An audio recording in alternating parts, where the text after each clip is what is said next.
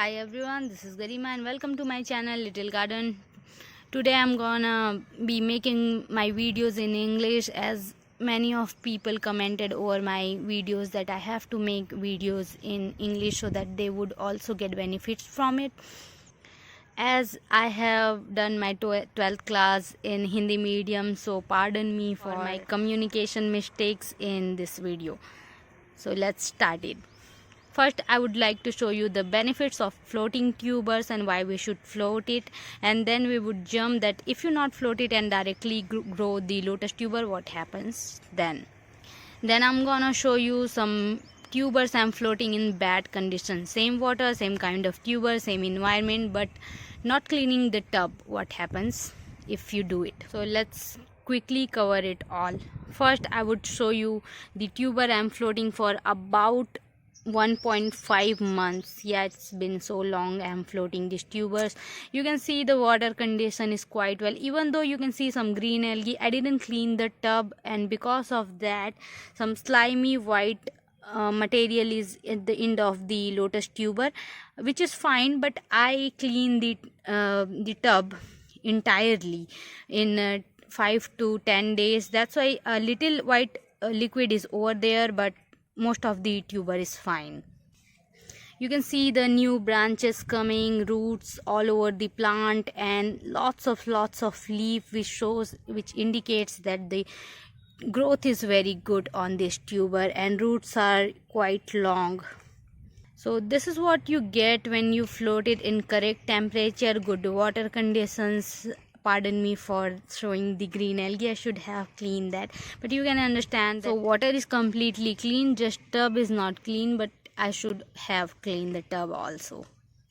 So this is the second tuber I harvested 15 days ago, and I kept it in same tub for a while and keep adding the water, but didn't change the water at all, and I didn't clean the tub, and now this is how they look. You can see the purplish part on the last of the tuber, they are rotting, and white slimy liquid on the surface and sides of the tuber, especially on the growing tips, and somewhere here, if you be able to see that, it looks cloudy and really like a jelly structure. I feel it's kind of fungus, I'm not sure about, but as soon as I observe this thing coming on the tuber condition go worsen, and it wasn't growing well. So I dipped it in a fungicide solution, but didn't clean it again, used the same water, same condition, and the phenomena occurred again.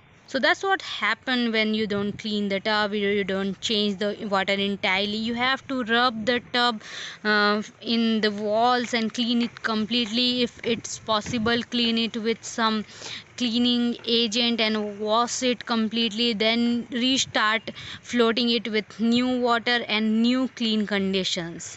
If you don't do it, your tuber might end up with this condition that is pretty bad for it, and when you grow it in a wrong soil, which will worsen the condition, and eventually it would start rotting. I have camera on my one hand, it would be pretty tough for me to record it, but what I'm gonna try to say is that you have to rub it also. If you don't have fungicide, just clean it by rubbing it, and then clean with entire water.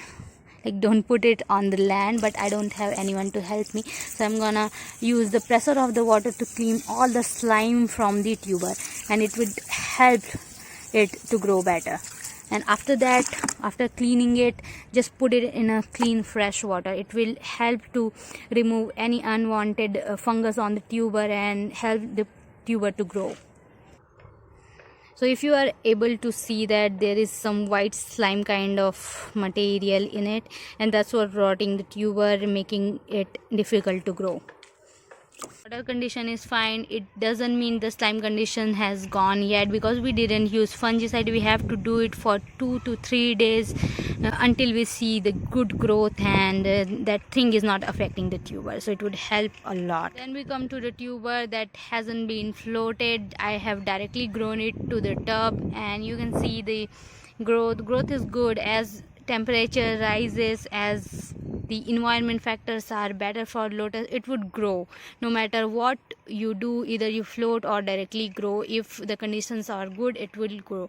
But you have to keep in mind soil should be good, and there should be no fungus in the compost you are using. Sure about these two things and you would get good growth, either you are floating or you are growing directly. Since we are talking about the floating of the tuber, the benefits of it, so I would show you the difference between the floating one and the non-floating one. You can clearly see the floating tuber has lots of new branches that is growing, and there are roots which are very longer, and plant looks healthier compared to the non-floated tuber that is growing. But we cannot see what's going inside. There might be longer branches in the soil, but as I can see, the leaves are more in that, the roots are growing better, and I definitely know that when I plant this tuber which has already grown, it would get better results from the tuber which is grown directly.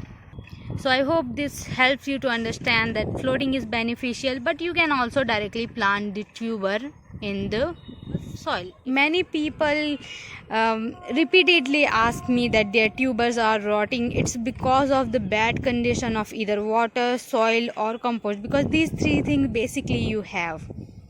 So why did I float this tuber and didn't float that tuber? Actually, the temperature was quite falling down, and then there was rain, and I touched the water and it was really cold, and in cold water tubers don't grow. So I just didn't float all the tubers. Also, I had so many varieties, you see, so because of that all tubers could get mixed, or I have to name them all. And also using different kinds of tuber in same tub and not observing them and cleaning the tub, one of them can caught fungus and all of them can get affected. So I don't want to take that risk. That's why I usually grow it directly.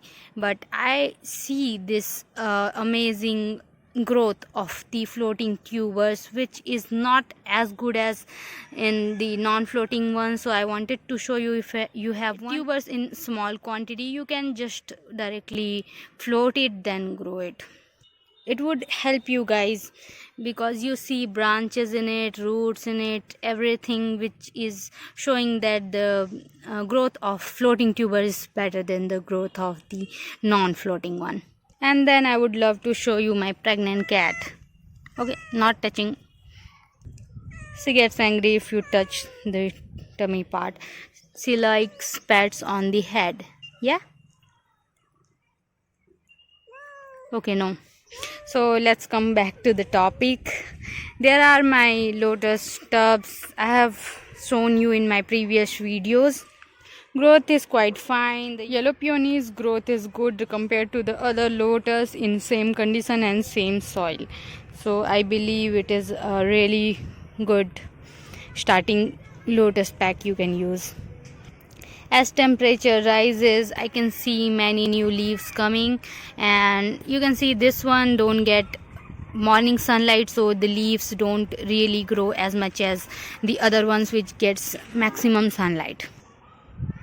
This is can lotus, and average growth of the plant is always really good, but it is not growing quite well because, as I say, that it doesn't get the morning sunlight, it doesn't get the evening sunlight because of the wall. There is sunlight, there is indirect sunlight, but that makes it hard to touch the direct sunlight or the light to the water, and it gets cold here. So yes, it is very important that lotus get as much as light possible, from morning 6 o'clock to the evening. Last question that often I get is, can I grow lotus in indirect sunlight? As you see in this can lotus, it gets sunlight from 12 to 5 o'clock, I think, direct sunlight, and it's not growing pretty well compared to the other lotus I have grown. So you can see even 2 or 3 hours of less sunlight may affect the growth of the plant. It doesn't mean you should lose the hope. It would flower, it would bloom one day, less than others, but it would bloom. So keep growing, keep planting, and enjoy gardening. Happy gardening. Bye bye.